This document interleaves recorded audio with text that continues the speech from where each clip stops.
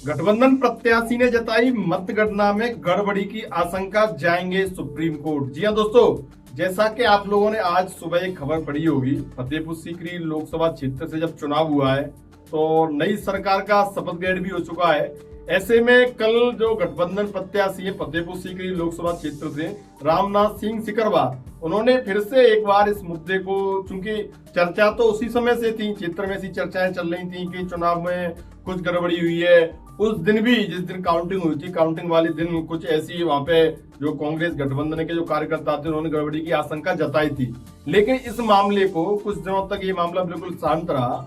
जब प्रधानमंत्री नरेंद्र मोदी ने नई सरकार के रूप में नए प्रधानमंत्री के तौर पे शपथ ले ली, उसके बाद एक बार फिर इस मामले को हवा दी जा रही है, एक तरीके से कहा जा सकता है। तो जो रामनाथ सिंह सिकरवार है, फतेहपुर सीकरी लोकसभा से जो गठबंधन के प्रत्याशी थे, माना जा रहा था, उन्होंने ये आशंका जताई है कि जो चुनाव मतगणना हुई है उसमें उनके साथ में गड़बड़ी हुई है। तो आज की ये जो खबर आपने पढ़ी होगी, तो रामनाथ सिंह सिकरवार ये कह रहे हैं कि राजकुमार चार से उन्हें जो हार मिली है वो गड़बड़ी हुई है, प्रशासन ने उनके साथ में सांठगांठ करके उन्हें जबरदस्ती हराया है, वो सुप्रीम कोर्ट जाएंगे।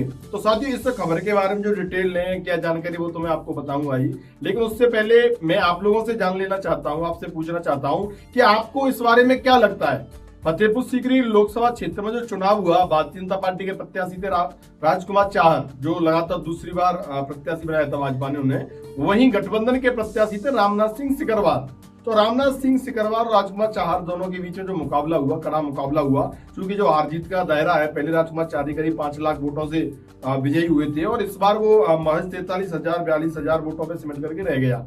तो ये जो हार जीत का जो आंकड़ा है, इस आंकड़े को लेकर के आपका क्या कहना है? क्या आपको भी ऐसा लगता है जो रामनाथ सिकरवार ने आशंका जताई है, क्या उस आशंका का आप भी समर्थन करते हैं? क्या आपको ऐसा लगता है कि प्रशासन कोई गड़बड़ी कर सकता है, कोई साठगांठ हो सकती है? भाजपा प्रत्याशी चूंकि सत्तारूढ़ दल है, भाजपा पे इसीलिए आरोप लग रहे हैं, आरोप लगना लाजमी भी है। ये आरोप इसीलिए लग रहे हैं क्योंकि आप सत्तारूढ़ दल हैं, आपकी सरकार प्रदेश में है और केंद्र में है। अभी तक चुनावों में, क्योंकि हर बार ऐसा देखने को मिला है, जो भी विपक्षी दल हैं, जब भी चुनाव होते, चुनाव के बाद में जब उन्हें मन मुताबिक परिणाम नहीं मिलते हैं तो अक्सर करके ईवीएम हैक हो गई, ईवीएम पे आरोप लगाती है। तो इस बार चूंकि कहीं ना कहीं जब बढ़ोतरी मिली है, विपक्ष की सीटें बढ़ करके आई हैं, तो इस बार जो ईवीएम का जो एक तरीके से जो आरोप लगते थे ईवीएम पे, ईवीएम में गड़बड़ी होने के, वो इस बार आरोप नहीं लगे हैं। वो जो आरोपों का दौर था वो इस बार थम गया है। लेकिन फतेहपुर सीकरी लोकसभा क्षेत्र से फिर एक बार इस चर्चा को लेकर के सुगबुगाहट तेज हुई है, क्योंकि अभी कल ये बताया जा रहा है कि फतेहपुर सीकरी से जो इंडिया गठबंधन के प्रत्याशी थे रामनाथ सिंह सिकरवार, उन्होंने प्रेस वार्ता की है। रामनाथ सिंह सिकरवार ने आरोप लगाया है कि 19वें राउंड से मतगणना में तेजी से प्रतिद्वंदी प्रत्याशी के मत अधिक होने पर सवाल उठाए। उन्होंने कहा है कि वह अब सुप्रीम कोर्ट जाने की तैयारी कर रहे हैं, वीवीपैट पर्चियों से मिलान कराया जाना चाहिए।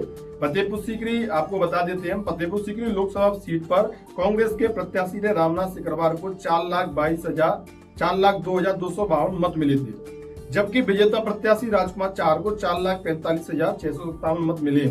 अब रामनाथ सिकरवार का, चूंकि जब ये जो मत का जो आंकड़ा है, जब मतगणना वाले दिन की भी मैं आपको कहानी बता देता हूँ, उस दिन भी आप लोगों ने देखा हुआ कि कई बार ऐसा हुआ, शुरुआत से लगातार रामनाथ सिंह सिकरवार लीड लेते रहे, 19वें 20वें राउंड के बाद में लगातार बढ़ते जो भाजपा प्रत्याशी को मिलती रही। तो इसीलिए भाजपा प्रत्याशी ने आशंका जाहिर की है कि मतगणना में जो हुई है वो गड़बड़ी हुई है। प्रशासन पर उन्होंने उस समय भी हालांकि इस चीज का उन्होंने आरोप लगाया था कि इसमें गड़बड़ी हुई है। तो साथियों, ये जो फतेहपुर सीकरी लोकसभा क्षेत्र को लेकर के इस समय जो खबर आ रही है, इस खबर को लेकर के आपको क्या लगता है? आपका इस बारे में क्या कहना है? जो रामनाथ सिंह सिकरवार ने आशंका जताई है, क्या वो आशंका सही है या इसके पीछे का और कोई बात है? आपको इस बारे में क्या लगता है? एक बार अपनी राय में कमेंट करके जरूर बताएं। धन्यवाद।